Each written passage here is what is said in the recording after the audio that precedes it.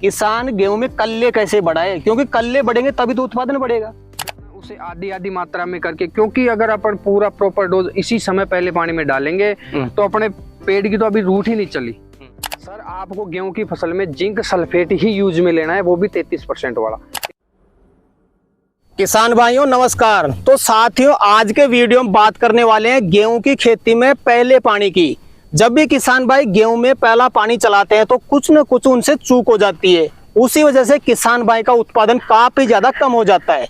तो आखिर हमें गेहूं में पहला पानी देते समय कौन कौन सा खाद फर्टिलाइजर का यूज करना चाहिए, क्या मात्रा रखनी चाहिए जिससे हमारी गेहूं की फसल अच्छी हो सके, उसमें अच्छे कल्ले निकल सके और अच्छा उत्पादन हम अपनी फसल से ले सकें। आज के वीडियो में आपको कंप्लीट जानकारी मिलने वाली है। आप गेहूं की सिंचाई कर रहे हैं तो आपको क्या सावधानी बरतनी चाहिए, साथ ही साथ कौन कौन से खाद को मिलाने से रिएक्शन भी हो सकता है जिससे आपकी फसल जल भी सकती है, खत्म भी हो सकती है। आज के वीडियो में आपको कंप्लीट जानकारी मिलने वाली है। वीडियो कंप्लीट देखें, वीडियो पसंद आए तो लाइक शेयर करें और जिन किसान भाइयों ने अभी तक हमारे चैनल को सब्सक्राइब नहीं किया चैनल को सब्सक्राइब कर लें। तो आइए किसान भाइयों आज का वीडियो शुरू करते हैं। सर जी नमस्कार। नमस्कार सर नमस्कार। एक बार परिचय बता दें आप। सभी किसान भाइयों को मेरा राम राम। मैं भरत मीणा, गांव दौलतपुरा, तहसील लालसोट, डिस्ट्रिक्ट दौसा का रहने वाला हूं जी। सबसे पहले किसान भाइयों का ये कंफ्यूजन क्लियर कर दें कि भाई साहब कितने दिन की अपनी गेहूं की क्रॉप हो जाए तब हमें उसमें पानी चलाना चाहिए। बिल्कुल सही बात है सर। देखो किसान भाइयों, सबसे पहली बात तो यह है कि आप गेहूं की जब बिजाई करते हो सीडलिंग विधि के माध्यम से, कई जगह वैसे भी बिजाई करके पानी चला देते हैं फर्स्ट में, जो उन्हें मतलब जमाव के गेहूं बोलते हैं जी। सूखे में गेहूं डाल कर फिर पानी चला देते हैं। बिल्कुल स्प्रिंग कलर सिस्टम से भी चलाते हैं और मतलब ये क्यारी धोरे विधि के माध्यम से भी चलाते हैं जी। लेकिन 90% किसान जो अपने हैं कि सीडलिंग विधि से गेहूं की उड़ाई करते हैं। गेहूं की उड़ाई करने के बाद में जिस दिन अपन ने गेहूं की उड़ाई की है उससे ये भी डिपेंड करता है कि अपने मिट्टी कौन सी है, जहां अपन गेहूं लगा रहे हैं वहां पे मिट्टी कौन सी है। तो अगर पीली मिट्टी, काली मिट्टी या चिकनी मिट्टी में आप गेहूं लगा रहे हो तो उनका तो पानी देने का शेड्यूल होता है मतलब 25 दिन से 30 दिन के बीच में जी। यदि आपके पास बालुई मिट्टी है और उसमें आप गेहूं लगा रहे हो तो उसका शेड्यूल होता है 16 दिन से लेकर 20 दिन के बीच में जी। आपको ये पता नहीं लगे कि यार मैं गेहूं में 16 दिन में पानी दूं कि 15 दिन में दूं कि 22 दिन में दूं कि 28 दिन में दूं। तो वो भी हम आपको अब इस वीडियो के माध्यम से बताएंगे कि गेहूं में कौन सी जड़ चले तब आपको पानी लगाना चाहिए जी। फर्स्ट पानी जी। सर जी वो जड़ की पहचान किसान भाई कैसे करे, जड़ को कैसे देखे भाई अपनी फसल पानी के लिए तैयार हो चुकी है। बिल्कुल किसान भाइयों, अगर आपके पास काली मिट्टी है और चिकनी मिट्टी है या दोमट मिट्टी है तो उसमें वो जड़ चलती है अपनी 25 दिन पे। तो 25 दिन से 30 दिन के बीच में आपको फर्स्ट पानी लगाना पड़ता है। अगर आप मान लो कि आपके 22-23 दिन पे ही जड़ चल गई तो आप एक गेहूं के पेड़ को उखाड़ लो और गेहूं के पेड़ को उखाड़ के देखो नीचे की जो जड़ होगी ना वो तो केवल पौधे को खड़ा रखने के लिए है जी। उसका काम है पौधे को खड़ा रखना। और 22 दिन से लेकर 30 दिन के बीच में अपने जड़ चलती है जिसे क्राउन रूट बोलते हैं अपन, इंग्लिश में बोलते हैं क्राउन रूट। हिंदी में अपन बात करें तो उसे बोलते हैं कि भोजन रूट, सफेद व्हाइट रूट जिसे बोलते हैं अपन, मतलब सफेद जड़ें चलती है वो ही गेहूं के पौधे को भोजन प्रोवाइड करवाती है। उनके माध्यम से ही जो भी अपनी जमीन में पोषक तत्व है, जो भी भोजन है, कैल्शियम है, मैग्नीशियम है, आयरन है, पोटास है, जिस किसी भी पोषक तत्व की गेहूं को आवश्यकता होती है वो उस जड़ के माध्यम से अपटेक करता है। जब तक वो जड़ नहीं चलेगी गेहूं के पौधे में तब तक पानी देने से कोई मतलब नहीं है, ना कोई फर्टिलाइजर देने से मतलब है। वो जड़ चलने के बाद में अगर अपन फर्टिलाइजर या फिर कोई पोषक तत्व देते तो तुरंत अपटेक होती है जी। सर जी गेहूं की खेती में पहले पानी में किसान भाई जिंक जरूर डालता है, लेकिन जिंक को लेकर के भी किसान भाई कंफ्यूज हैं। भाई साहब जिंक डाले तो आखिर कौन सी डालें, सबसे पहले ये बता दें जिंक कितने प्रकार की होती है। देखो जिंक को अगर देखा जाए तो जिंक मतलब 90% किसान भाई मतलब जो पाउडर फॉर्म में जिंक आती है जिसे अपन बोल सकते हैं 33% वाली जिंक वो यूज लेते हैं। लेकिन किसान भाइयों मैं आपको बता दूं जिंक भी 3 प्रकार की होती है। एक तो आती है चिलिटेड फॉर्म में, ये जिसे लिक्विड फॉर्म भी अपन बोल सकते हैं, लिक्विड में आती है मतलब तरल पदार्थ की तरह। तो वो अपन 2 लीटर पर एकड़ के हिसाब से अपन चला सकते हैं स्प्रिंकलर सिस्टम में जी। जैसे डायरेक्ट क्यारी के माध्यम से तो खुला पानी में तो अपन नहीं चला सकते उसको।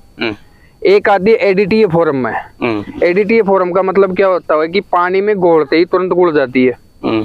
एक भी दाना नहीं बचता है। तो वो तो होती है 12% आती है वो ADTA फॉर्म में। और इनके बाद में जो आती है वो आती है 21% और 33%। तो अपन गेहूं में मेरे ख्याल से 33% वाली जिंक ले तो बेस्ट रहेगा। सबसे बेस्ट 33% वाली जिंक है जी। ये जिंक सल्फेट क्यों बोला जाता है, इसमें क्या सल्फर भी ऐड होती है? बिल्कुल सर, मैं आपको बता दूं, जिंक सल्फेट के नाम से नहीं आती है। जिंक भी आता है कोरा 33% और एक आता है जिंक सल्फेट के नाम से। अब आप ये पूछोगे कि यार कौन सा यूज में लें? सर आपको गेहूं की फसल में जिंक सल्फेट ही यूज में लेना है, वो भी 33% वाला। 33% वाला अगर प्रोवाइड नहीं है तो आप 21 यानी 21% वाला भी यूज ले सकते हैं। जिंक सल्फेट का मतलब मैं आपको बता दूं, जिंक सल्फेट का मतलब जिंक और सल्फेट। सल्फेट का मतलब है कि सल्फर की मात्रा उसके साथ में मिली हुई है।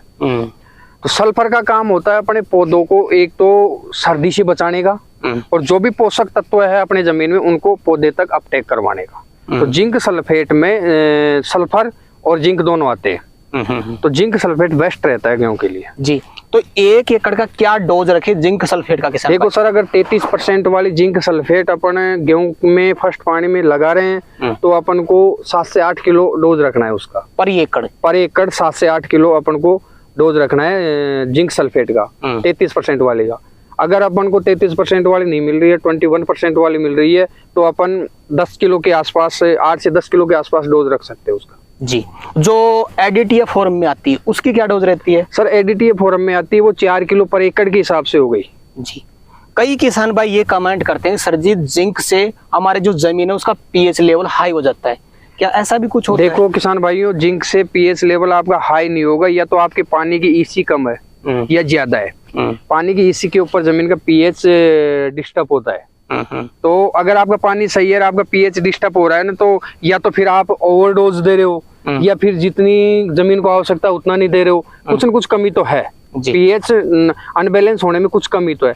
तो उससे बढ़िया ये है कि आप 33% वाली जिंक 7 से 8 किलो पर एकड़ के हिसाब से फर्स्ट पानी में, और जो अपने 46% नाइट्रोजन आता है यूरिया में, यूरिया आप 40 से 45 किलो पर एकड़ के हिसाब से जी दोनों को एक जगह मिक्स करके पूरे खेत में डाल के फिर पानी चलाओ। यूरिया 40 से 45 केजी। हाँ, यूरिया 46% वाला आता है वो नाइट्रोजन, वो यूरिया लेना है अपने को 40 से 45 किलो पर एकड़ के हिसाब से जी। जिंक और यूरिया दोनों को मिक्स कर सकते हैं। साथ में पहले पानी की जहाँ पे बात आती है, सबसे इम्पोर्टेंट चीज है सर जी पोटास। अब पोटास भी शायद 2-3 तरह का आता है सर। कौन सा यूज में लेना चाहिए किसान भाई को? देखो सर, पोटास की अपन बात करें तो पहले तो मैं आपको बता दूं कि पोटास क्यों यूज में लेना चाहिए और कब लेना चाहिए। पोटास किसान भाइयों, जो भी अपना पौधा है, सरसों का पौधा देख लो, गेहूं का पौधा देख लो, जौ का पौधा देख लो, चने का पौधा देख लो, कोई सी भी फसल का पौधा है, यानी कि पोटास का काम है रोग प्रतिरोधक क्षमता बढ़ाना पौधे की। सहन शक्ति, एक तरह से वो पेड़ की सहन शक्ति बढ़ाता है। तो पोटास भी 2-3 प्रकार के होते हैं। एक तो आता है मतलब MOP के नाम से। तो MOP की अपन बात करें तो MOP बेस्ट क्वालिटी होती है पोटास की। एक पोटास आता है मतलब जैसे अपने पिसी हुई मिर्ची आती है ना, उसकी तरह आता है, लाल पोटास जिसे अपन बोल सकते हैं, वो आता है। एक आता है थोड़ा मोटा वाला।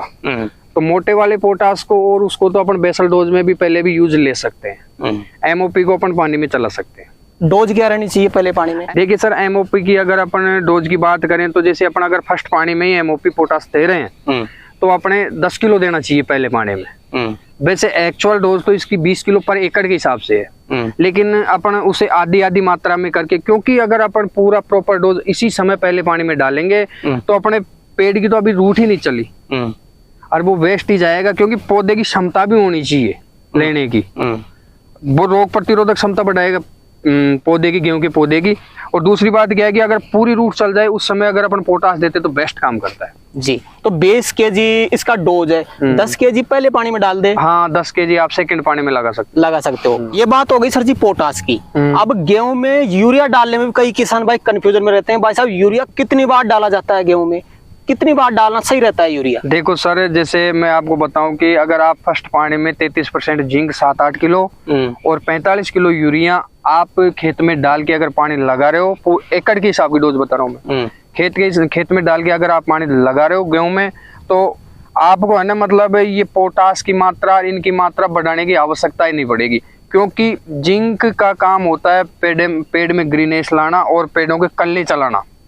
और नाइट्रोजन अपन 46% दे रहे हैं, उससे थोड़ा डार्क पन आएगा अपने पौधे में और ग्रोथ भी अच्छी करेगा। जी, ये क्वेश्चन सर जी किसान भाइयों को लगातार परेशान कर रहा है, और किसान भाई यही चाहते हैं भाई साहब ये चीज तो मुझे बढ़ानी पड़ेगी। किसान गेहूं में कल्ले कैसे बढ़ाए, क्योंकि कल्ले बढ़ेंगे तभी तो उत्पादन बढ़ेगा। बिल्कुल सर, बिल्कुल, ये आपकी बात सही है। जब तक गेहूं में कल्ले नहीं बढ़ेंगे, गेहूं का एक ही पौधा रहेगा, एक ही बाली आएगी उसकी। जब एक गेहूं के 4-5 कल्ले निकल जाएंगे, एक गेहूं के बीज के, तो 4-5 बाली आएगी, तो इसका मतलब प्रोडक्शन बढ़ गया अपना। तो प्रोडक्शन बढ़ाने के लिए किसान भाई सबसे बेस्ट तरीका यही है, 33% वाली जिंक 7 से 8 किलो, 40 से 45 किलो यूरिया, 46% नाइट्रोजन जिसमें आता है वो, 10 किलो MOP पोटास वो लाना है। और फर्स्ट पानी में आपको बिजाई करके फिर पानी पिलाना है, या स्प्रिंकलर सिस्टम के माध्यम से भी आप दे सकते हैं। जी, तो सर जी अगर किसान भाई कोई जाने अनजाने में डोज हाई कर देता है तो उससे क्या नुकसान हो सकता है? बिल्कुल किसान भाइयों, डोज हाई करने से और लो करने से दोनों से ही नुकसान होता है फसल में। हाई करने से एक तो क्या है कि जैसे आप तो ये सोच लो कि अपन खाना खाते हैं, नॉर्मली खाना खाते हैं, पाचन क्रिया सही रहती है। यदि अपन अत्यधिक खाना खा लेंगे लिमिट से ज्यादा, तो ना तो अपन चल पाएंगे, ना बैठ पाएंगे, ना अच्छी तरह बोल पाएंगे, और ना ही घूम पाएंगे। तो वो तो वही सिस्टम है कि मतलब जैसे अपन हाई डोज देते हैं ना, उससे जमीन का pH अनबैलेंस हो जाता है। क्योंकि जमीन में potash, calcium, magnesium, iron, ferrous, zinc, ये पोषक तत्व पहले से ही मौजूद है जमीन में। इनको केवल अपटेक कराने की बात है। अपटेक होगा, ये जिंक सल्फेट देंगे उससे और नाइट्रोजन से। जैसे अपन ओवर डोज देंगे तो अपनी फसल दब जाएगी। जैसे अपन 1 एकड़ के 30 क्विंटल के आसपास गेहूं उत्पादन ले रहे हैं, तो 30 क्विंटल से वो डायरेक्ट 25-22 क्विंटल पे आ ठहरेगा।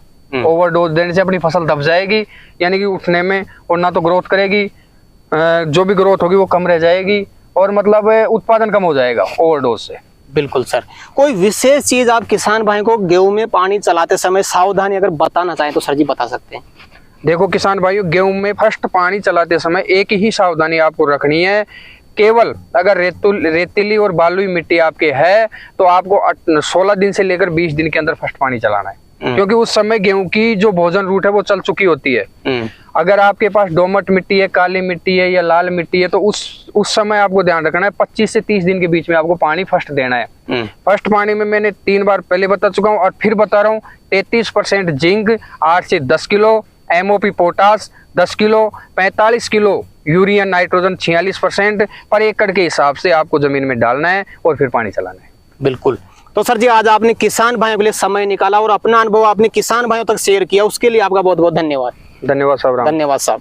तो किसान भाइयों जानकारी कैसी लगी हमें कमेंट करके जरूर बताएं। वीडियो पसंद आए तो वीडियो को लाइक करें, बाकी किसान भाइयों तक वीडियो को शेयर जरूर करें, और जिन किसान भाइयों ने अभी तक हमारे चैनल को सब्सक्राइब नहीं किया चैनल को सब्सक्राइब कर लें। तो किसान भाइयों आज के लिए इतना ही, मिलते हैं नए वीडियो में, तब तक के लिए जय जवान जय किसान। नमस्कार सभी किसान भाइयों को।